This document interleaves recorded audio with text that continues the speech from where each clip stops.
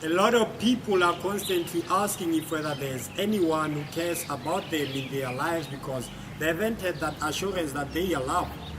And they feel like because they haven't had that constant voice of assurance that there's nobody who cares or loves them at all. Therefore, so many spend so much time stuck, living in the past. They actually concerned about how others say to them.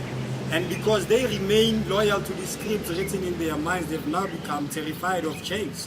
Even though we are convinced in distributing to the air we breathe that life goes on, most let their hopes get into the temptation to judge one dark moment as entirely a bad life. See, being knocked down and learning to rise is really not the case. Did you know that when we label something as good or bad, our life experiences lose value? Everything, every single thought of hope, every single thought about the future loses its value.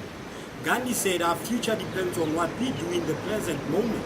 The idea is that what we do today matters significantly in the future victories of our lives, that all circumstances can be overcome if we really let go of the past, letting the past strengthen us than preparing ourselves for the future.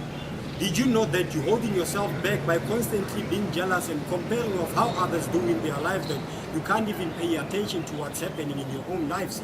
By living in the past, you're actually selling yourself, you giving yourself up to this character that's been playing in your mental screen for so long. And that character of constantly doubting your potential has actually made you second guess all the things you were sure you'd do. And now you become vulnerable and everything can be taken away from you. But if you are to become a counter of your thoughts, you then realize that your negative thoughts actually outnumber the count of every single hair in your head. You've had hundreds and thousands of thoughts, but one thing that really matters is realizing through your thoughts a side to what you can enjoy. Really understanding how firmly you are standing and that you can get hurt but still go on with this life. Everything in your life may be tiring, but one thing that separates you from all this suffering is really your freedom to choose, to hold on and to marry on to that one attitude of not giving into the temptation, but really believe that the future starts now. This saying that the future starts now may not make sense to you right now. And this may be because of this anger that's bottled up inside you. It may be because of this fear that's turning your days into worse days. But I want you to know that you are loved by people. You are known by people. Your name brings hope to people. And if your name is known by many, then many can relate to the thoughts that's bothering you. Some of you out there right now may be thinking that your lives can never be changed. You're probably asking and wondering, what is it that you can change in you? Tears fall down because you are hopeless. But I want you to think about your soul.